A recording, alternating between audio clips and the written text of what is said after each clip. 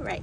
Hi, everyone. We are welcomed here today with Kimberly and Brett, and we are going to be having a short discussion on education technology. So, first, let's start off with introduce yourself and your field of work.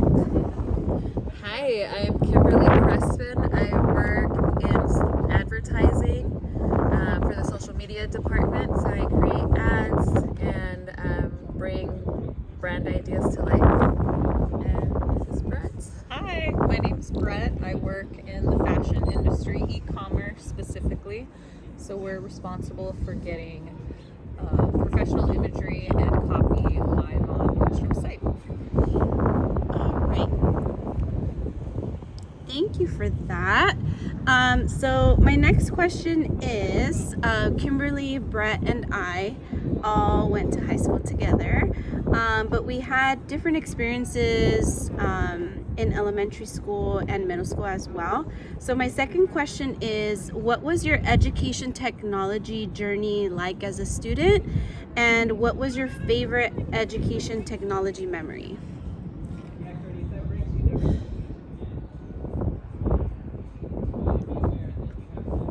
My education technology journey, I think it started very early on with my mom. She really wanted me to know how to type, but we didn't have a computer or typewriter. So she literally gave me this book that she had in her school where you opened it and it was a keyboard, like printed. And so I would type there. So that was kind of like the starting of my knowing how to type. And then when I went to elementary school, I remember there was just enough computers for everyone in class. I went to an elementary school in Lenox, Buford to be exact, and we had just received the nice colorful iMacs, those really pretty ones. It was really cool. I was like so fast, the see-through ones. I think there was only about 13 people, so I think 13 at a time we got to use it. And we played games on it. We did typing games, and surprisingly, I was good because of what my mom made me do on paper, which was really cool. And then after that, I think my other memory, my education journey was in middle school, where it was the first year we were taking a yearbook and digitizing it. So we were the class to do that. We did coding, we gathered pictures, we interviewed the students.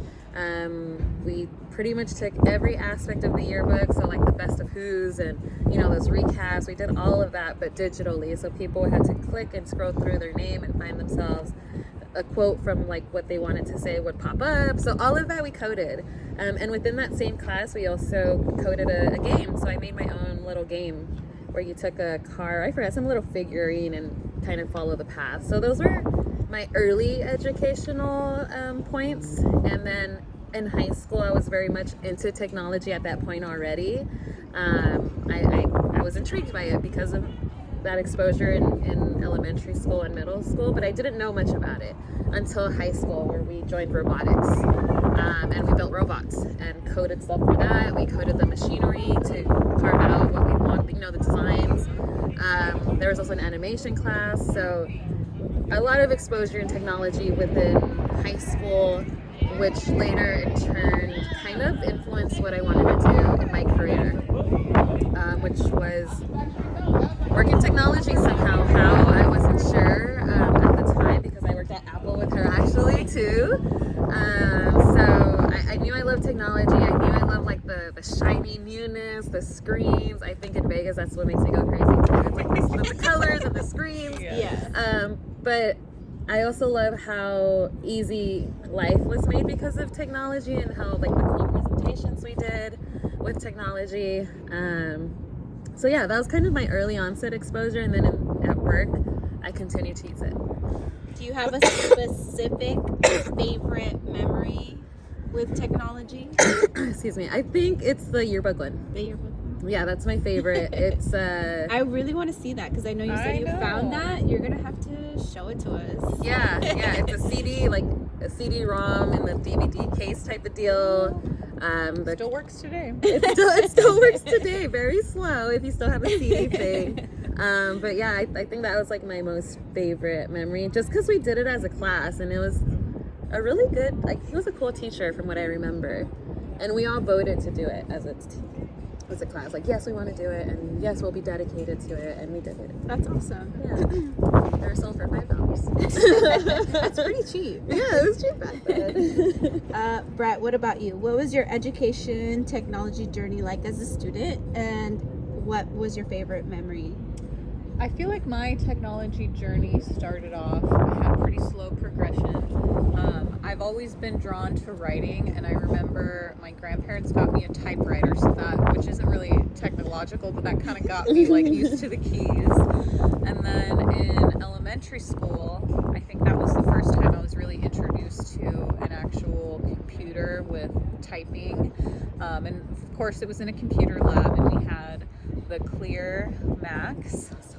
I remember ours were all blue, and it was always exciting. It felt like almost a field trip in a way, going to the computer lab, having free time. And it would be a mix of typing, and then there were those games like the travel. Exactly. Yes. Yeah. I specifically remember Oregon Trail. I remember Oregon Trail specifically in middle school, and then in high school. Definitely got more involved. As Kim said, we were in robotics together, so we were exposed to different programming applications. And then it really, I feel, kind of kicked off once I graduated high school.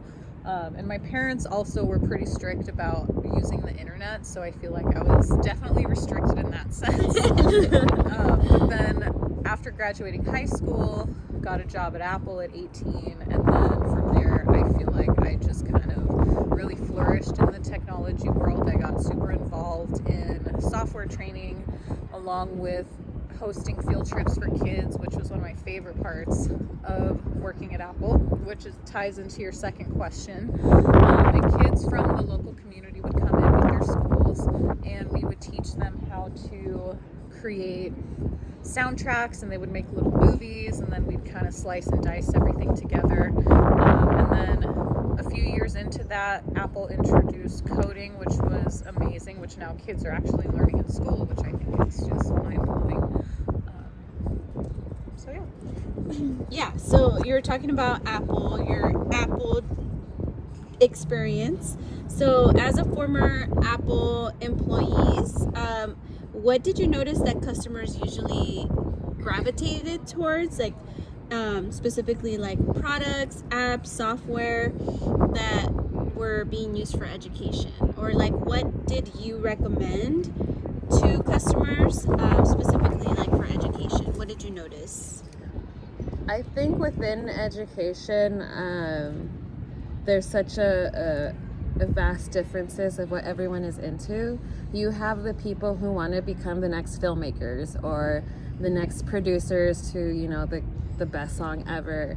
But then there's people who are creating apps, and then there's people who are getting their academia career going.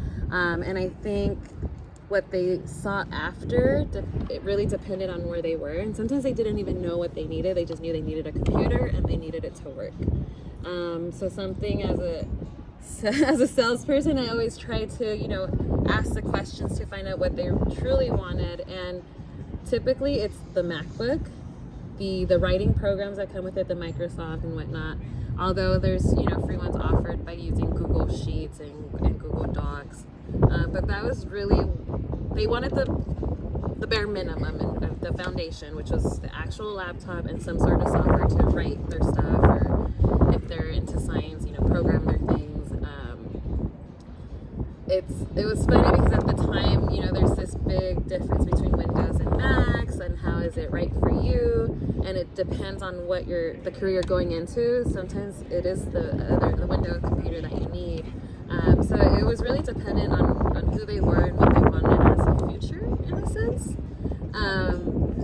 But I mean, typically people wanted like the nicest and the most expensive, like this is cool, and I wanted, and it looks so pretty. Apple products are so pretty, aesthetically pleasing. I think that I worked at Apple and still didn't have a laptop, but I had just gotten a laptop, and then Brett told me about the job at Apple. But the reason I got the laptop is because it was my first day of college. I looked around, everyone was on a black frickin' laptop writing their note, and I'm over here on my notepad. I'm like, what? People bring their laptops to class? College?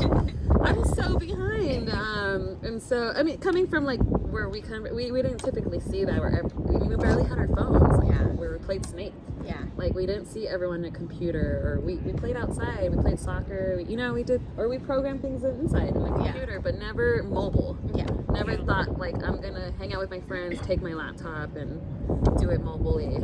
But then college hit, so of course I'm like, I need to keep up with the times. But also I wanted to look cool. Yeah. So I got the laptop, and then months after that, that's when I started working at Apple, because I love the product so much. I'm like, it's so easy to use. You can type out your work. You have access to the internet. The setup's relatively easy as well, which is a big selling point for us too. It's like the accessibility and how easy it was. Yeah. So for students, I always just gave them the basic.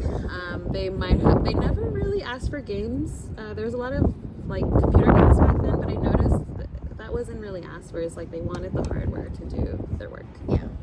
That's what I would see. And Brett, I know you worked more hands-on with students.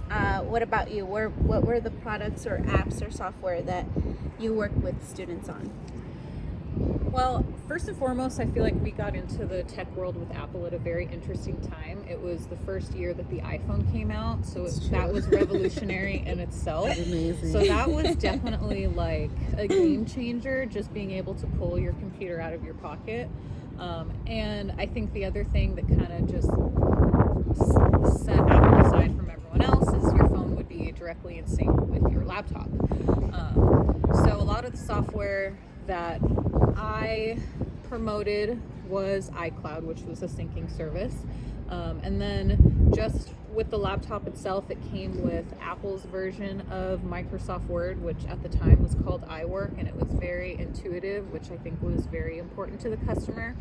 And it was able to, you could use it on both platforms. So if I write an essay using Apple's Pages, I could send it to my professor who uses Excel. So that I think was also a key selling point in the software.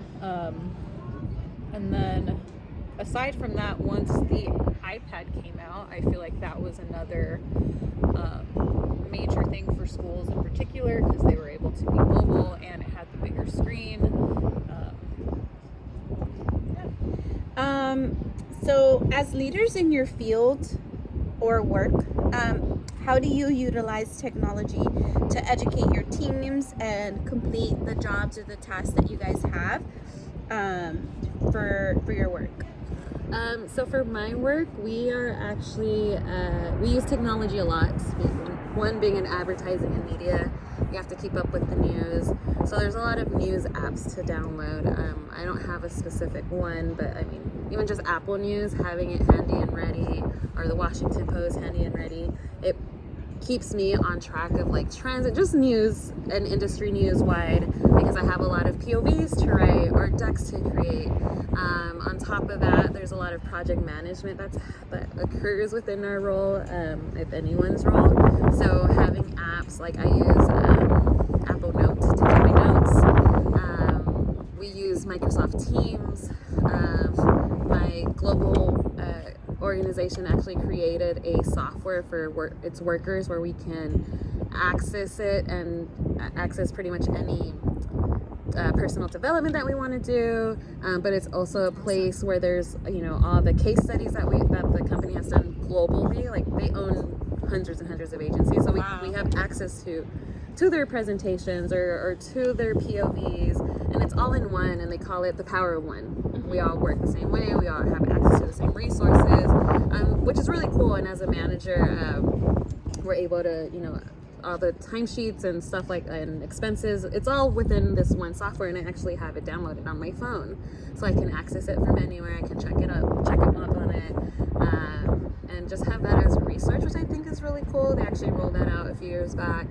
And then what was just other apps, Just and how we educate. Like how do you use it to Google Docs or Google Slides. I use a lot. Slides I use every day because I make presentations literally every day. Whether it's about a new platform that's emerging like Be Real, or we want to sell in an idea to the brand about Valentine's Day, or what's happening right now with TikTok being banned, like should brands worry about it? So we kind of have these topics in our mind that we talk about internally, but how do we get it out externally? I do that using slides and like typing my thoughts out, and get it. And the way the review process is I hand my link to somebody else, and then they review it, and it's somebody else, and they review. So all of us have to be connected at some point. We all have to have Microsoft Teams. My phone also has to be protected, like through them as well, because brand work is in here. So I have apps for privacy apps and stuff like that, authentication apps.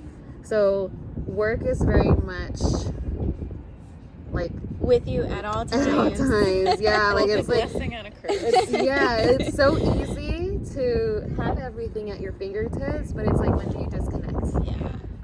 I think that's a hard balance to find, but yeah, we use technology a lot. Nice. So for me, for technology in terms of education, I mean, I think we're definitely in a completely different place in the world right now. The majority of us are working remote, so we rely very heavily on being able to screen share to learn new tasks, especially when we do training. So that's something that we rely super heavily on. And then other tools that we use, similar to PowerPoint, we use Excel and Tableau, which basically allows us to do reporting that pulls information from financials within the company. And we do use PowerPoint. That's how we directly communicate when we have like all town halls with the company. Shared docs, of course, which we share amongst multiple teams, so we can kind of keep track of who's working on what, so there's no overlap or duplicate efforts. Yeah. And then I think just being open to new technology advances is another big thing for the company. Our team, well, not my team, but Nordstrom has created a specific website for uploading imagery that goes directly to the website, so that's another application that we use. And then of course there's Slack and Teams that we use to communicate every day. We can set up some handy reminders. We also rely a lot on SharePoint as well, because that lets us create shared links that are accessible across multiple departments. Nice. So that kind of goes into my next question. Do you feel like you are evolving with technology such as ChatGPT, AI, and AR? And if so, like, what are your thoughts? What experiences do you have with it, if any at all? Such a good question, because I feel so old. But for me, it's a yes and no question, because there are certain things like my phone where I kind of don't want to learn new things on my phone. I just want to use it. I want to make calls. I want to check my socials. And there's with Apple, there's amazing things to do in a lot of ways. So there's shortcuts, stuff of that nature, and I've reached a point where I don't want to learn all the shortcuts anymore. So in that aspect, I feel like I'm stopping myself from learning these new shortcuts, which in turn will make it easier to use my phone or easier to use my laptop. There's even shortcuts on Excel, and I do learn those because it takes a lot of time to create those sheets and whatnot. But there is a point in time where I'm like, I don't want to, I can't hold any more formulas in my head. Yeah. How do I write this? How do I record this? I have to have sheets of shortcuts everywhere. So there's certain things about technology that I don't want to learn anymore, which is just using it. But then there's technology like ChatGPT, AI, the metaverse. Nike is doing a lot of technological advances in their advertising efforts. So in that front, I want to learn more of it. I'm not always excited because there's always a new TikTok, there's always a new Be Real. There's always something new. I've been working in social media for over 10 years now.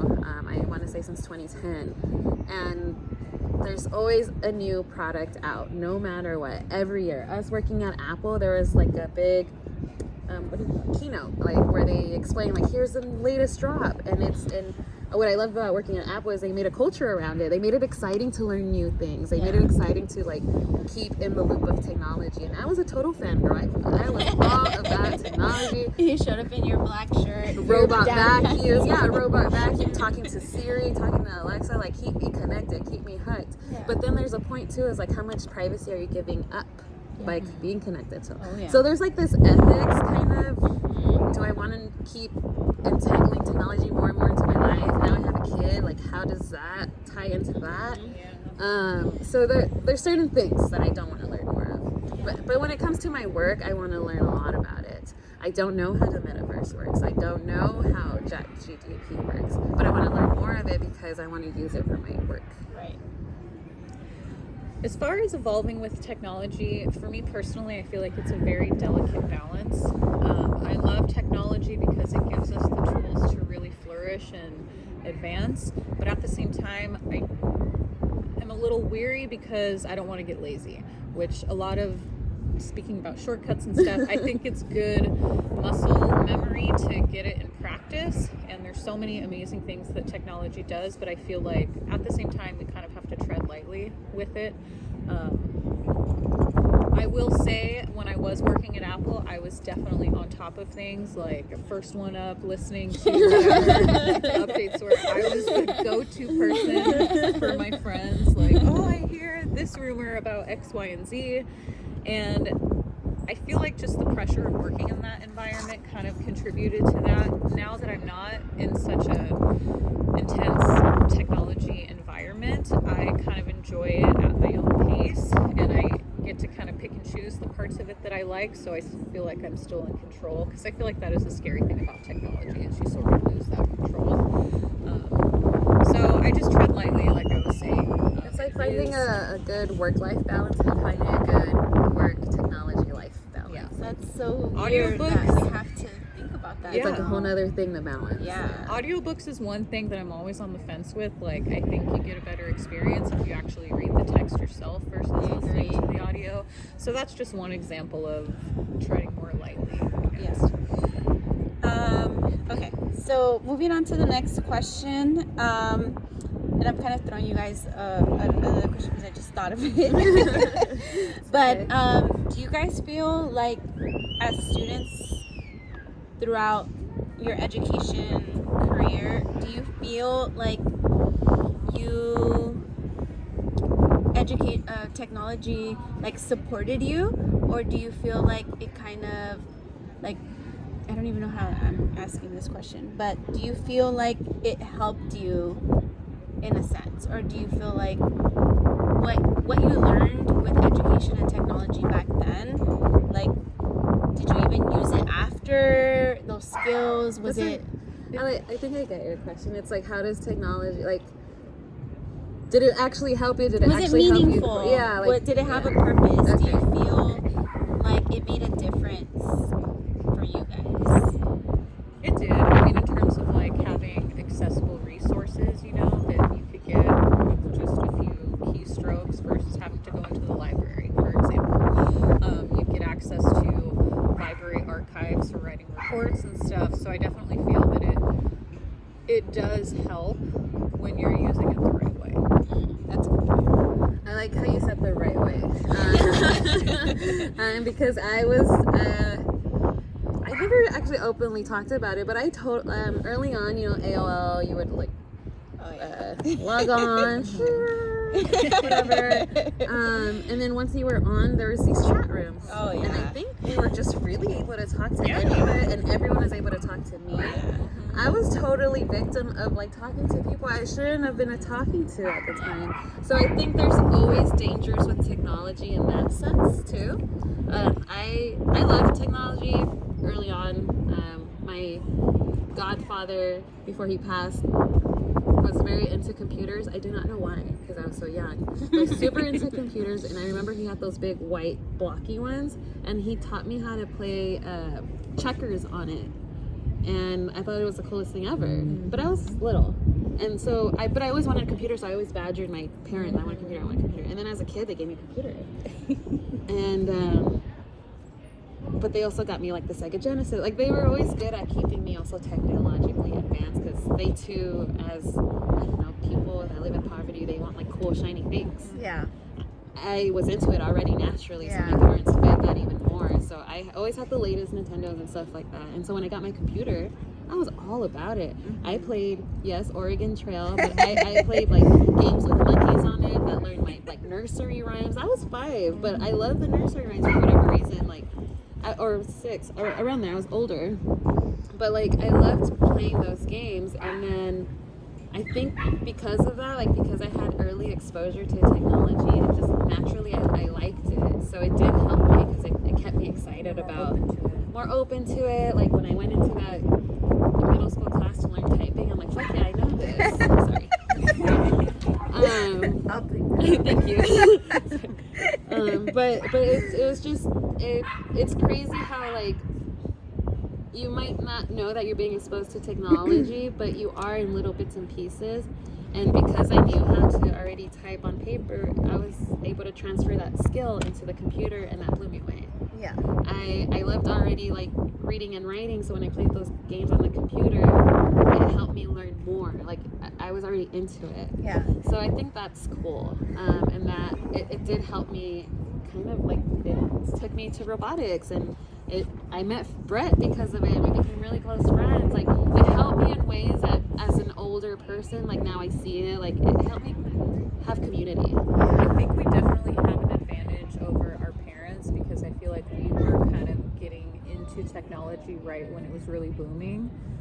Whereas our parents, like, they're definitely more hesitant and Worry about things, yeah. or they even get tricked easily, scammed easily. Oh, yeah. And because we were exposed to those things early on, we're like, nah, it's a scam. There's like a whole other educational piece to it that I feel like our parents missed out on just because it wasn't something that they grew up with. Like street smarts, computer smarts, you know? Yeah. Wow. Oh, yeah, That's a good Yeah, one. that's Yeah. exactly it. This is the evolution of street smarts. It's like now it's being computer smart. Which leads me to my final question. So as parents and caretakers, what are your takes on education and technology for children nowadays? And what boundaries do you have or set to put up for your children in the future? Mine's going to be a shorter answer. I'm not a mother, aside from being a cat mom, but I have been a nanny babysitter since I was 16. And that's actually another thing that I've thought about. Like, when we were first introduced to technology, like, what were parental controls? Did we have them? No. We were the parental control. My parents didn't know anything about it. Exactly. We were the ones on these, like, bulletin chats, talking to who knows who from who knows where. So I that... still think about my pen pal. So I think that's parental controls in itself is something that I think was very much a game changer, because parents and caretakers, whatever the case may be, can be at the front lines without actually being there, you know? So I think that is a major takeaway. And then just keeping a balance between screen time, real time. That's all I have to say about that. Yeah, I'm with you on that though. I am a mom. He's 3 years old. I did have a rule though, as soon as he was born, that he wouldn't have screen time for that first year, at least. And we went pretty far with it. I mean, my parents, of course, would show him the screen. I had no control, but at home, like, he didn't. The iPad, didn't have access to it, any of it. But it wasn't until we went to our trip to Costa Rica where, like, I need an iPad. I need entertainment for this kid. And that was also the pandemic, so I was working from home. So it's just easier to watch Ezra and, like, kind of entertain him. But as soon as I got the iPad, I'd make sure I didn't download the streaming apps. No TV shows, no YouTube, none of that, because then he gets stuck on it. What he does have on his iPad are educational apps. But then I went on vacation. And my family downloaded Disney and all this stuff, and I noticed such a change of behavior in him. Like, instead of him seeking out his toys, he was seeking out the iPad first. So when I see that shift happen, I even do it now. But the first time I saw it was very blatantly obvious. I was like, I'm gonna hide this. But now when I see that shift, I just hide it. I hide it for a week. I hide it for 2 weeks. When he asks for it, I'm like, oh, I don't know. It's with the doctor. Or, you know, I say something that for him to understand that it's not in the house. Yeah. And he gets upset, and I let him get upset about it. Yeah. But now as a single mom, though, I need extra help, and I need him to be distracted for longer periods of time. He's been good at self-play and stuff, but honestly, nothing is going to take his attentiveness as much as an iPad. Because if he's not with me, then he's okay with being on the iPad. And I tell him, Bobby, I have to work, I have a meeting, and he's chill, he's good, he's really good about it. And it's thanks to the iPad. Yeah. Which I feel really bad about, but like it's good, and I make sure the apps are good. There's some It's Chinese give and take. ones that Yeah. I'm like iffy about, but he loves them, so I keep them. Yeah. But yeah, it's give and take. I look at social media, yeah, and follow like parent influencers, and sometimes they say like this is a good one, this is not good. Yeah. But like Miss Rachel, I didn't like her because I didn't like her voice. But then I see everyone raving about her, and I'm like, oh shit. I don't like Miss Rachel either. I and hate her voice. I hate the brightness. I hate all of that. But some people love her. She's loved by the masses. She's loved by the masses, and she's teaching kids, which is cool. But I always just try to keep it at like Ezra loves numbers and letters. Yeah. And I think it's next to me now. But I think it's next to some of the apps too. They make it very fun. Like there's this one called Lingo Kids. Oh yeah. He loves that one because there's a robot in it, and Elliot the bird, and like there's whole storylines, and he's like I'm into it too. Like I watch it with like I like it. Yeah. And that app, what's cool about it is it grows with him, and then it gives you like statuses of his Nice. growth. That's awesome. So there's like cool things like that I didn't know existed, and Yeah. I don't know if parents know that exists. And it makes me feel a little better that I'm giving him a lot of technology time. Yeah. But I do find it troublesome when he's asking for it first versus wanting to go outside or wanting to hang out with me. That scares me very much, and I don't know a right balance for it right now. The shift in technology is interesting because, like, for me, my technology growing up was my CD player. And I would listen, but it would just invoke, like, your imagination to think about the lyrics, and then just your imagination goes wild. And with the iPads, like, it's similar, but it's their version. I don't know, it's just weird to... Yeah, like he gets the Earth app, the one that shows the whole globe, and he loves it. And I was like, I would never use this app, son, but okay. That's awesome. And then I teach him about it. He loves Earth. He likes Earth. Yeah, I've opened it a couple times. And he just, shows looked me, around. and Yeah. I'm like, okay, I didn't even know this app existed. I think as a teacher, just for me, and we've been talking about this a lot at our school, is that we thought after the pandemic that students were going to be so much better at docs, so much better at slides, so much better at typing.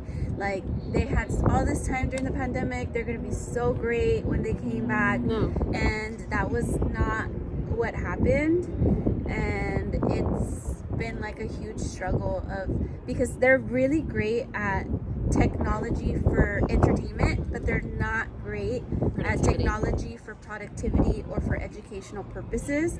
And that's been like a huge struggle for us. It's like you can edit these TikToks, and you can like They do complicated things. Yeah, they do Yeah. pretty complicated, very advanced technological skills.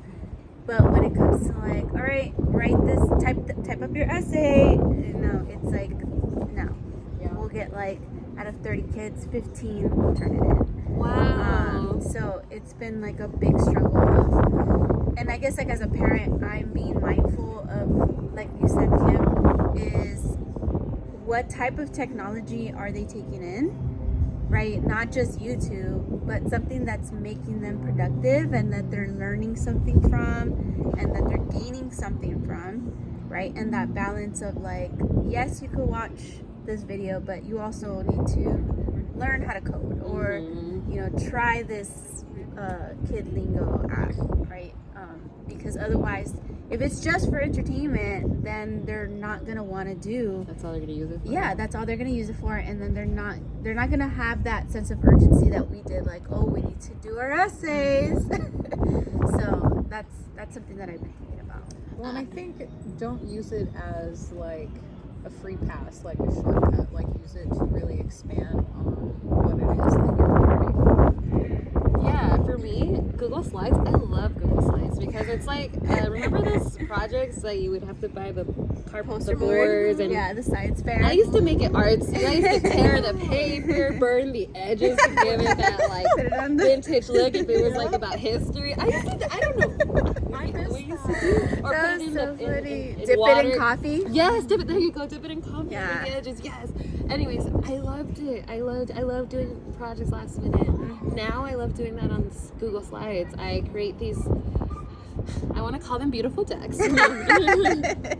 Works of art. But working in advertising and working in social media, you see a very huge difference between like traditional advertisers and these new media advertisers.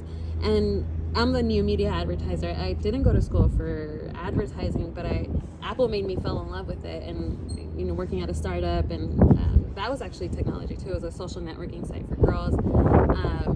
Sweetie hi. Sweetie hi. And that was like 2009, 2010 as well. So like right at the beginning of all the technology changes. But I loved putting these presentations together because it's like doing those ones, but digitally. Yeah. And I don't think everyone's nerdy like that though. Yeah. No one It cares moves so about fast. it. It moves so It's hard to fast. keep up. And there's also apps like Canvas, or not Canva, sorry. That makes them even more nicer. I just haven't become a master at that. I'm kind of scared to use it. I do not know why. After this conversation, I'm like, why am I so hesitant? And like, no, I used to love these things. After this combo, I'm gonna download Canva. But no, I'm gonna get back into it. Like they're easy to learn. Yeah. I think an old friend, she did like a lot of Photoshop, and we used a lot of those programs. There's Jira for project management. No, it doesn't matter the software. You can name it whatever. There's Sprinkler that keeps like social media analytics and social listening. There's so many softwares out there that you can use to better your job, better your career, better your personal life. Not everyone's going to use it.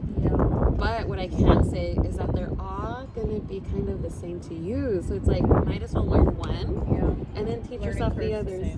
Yeah, for sure. Learning curve is the same. And then I want to get back to you on the slides thing because I work in advertising and that's our job. People that are younger, coming in these entry level jobs, I hire these people. They don't use it. They don't know how to use it. So the number one thing when I go through training is like, take the free classes, do it now, get it out of the way, because when we're in work mode, like I don't have time to teach you anything. Yeah. And this girl, bless her soul, she's great. She's one of my favorite employees. I'm like, hey, like you need to learn because I'm not going to teach you all the time. Yeah. And then they're like easy shortcuts. I'm like, you can Google it and find out. And I told my team, like, just figure it out. I was gonna say that is, I want to say the beautiful thing about technology is you literally have the resources at your fingers to learn any task. You can learn how to code, you can learn.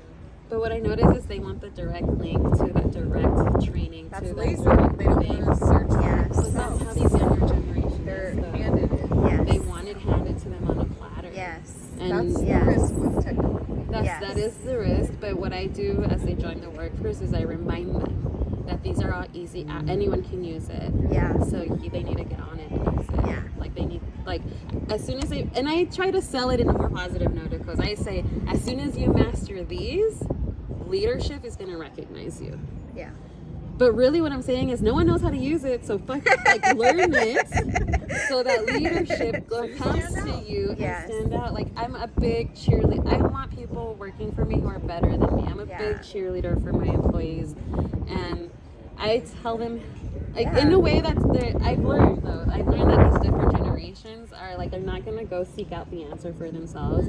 Apple, one of their big training core concepts is when you don't know, go find out. And I take that to everywhere. Yeah. But not everyone's like that. Not everyone was taught that. Not everyone got to work at Apple retail. Yeah. Like not everyone was given that same training.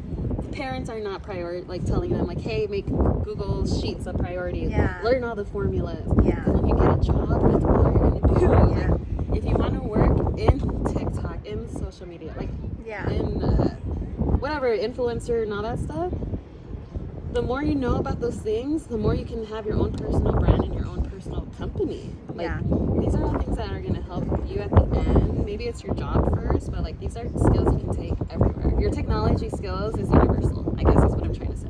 I love that. Yeah. And I feel like that's a great place to end. Yes. And you guys gave a lot of gems out, which I was gonna ask too, like what were your final thoughts, or like what advice would you give to, you know, people or students that are growing up in this environment of so much technology out there? But you guys already answered that, so Thank you. Technology should be the stepping stone, not the platform. right. essentially. I like that too. I love yeah. Not the foundation. All right, well, thank you guys so much. Sorry. Have a great day, you guys. Bye.